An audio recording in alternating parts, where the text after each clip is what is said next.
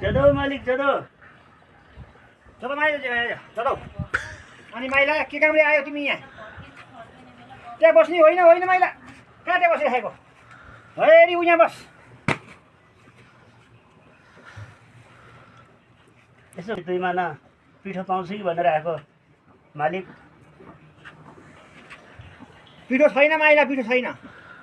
ऊ यही मकै छ, मकै हुन्छ?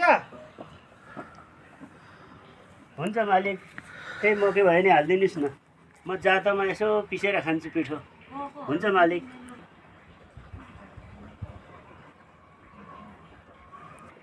त्यही धोक्रो भए पनि हुन्छ, त्यही धोक्रोमा हालिदिनुहोस् न मालिक। यो धोक्रोको मकै, यो धोक्रोको मकै त धेरै छ त, मेरो बुढीले मार्छ होला। ल यो मकै दिन्छु, 1 वर्षको लागि तैँले यहाँ हाम्रो घरमा लुगा सिउनी है त।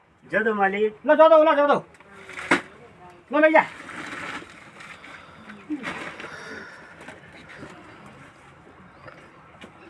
कस्ता कस्ता मान्छे कहाँ कहाँबाट आउँछन्, मकै माग्ने, पिठो माग्ने, कस्तो कस्तो तपाईँ आउँछन् घरमा।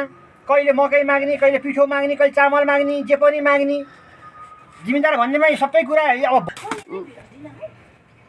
कस्तो कस्तो दमाई आउँछ यहाँ यार। कहिले मकै मागेको छ, कहिले पिठो मागेको छ, कहिले चामल मागेको छ।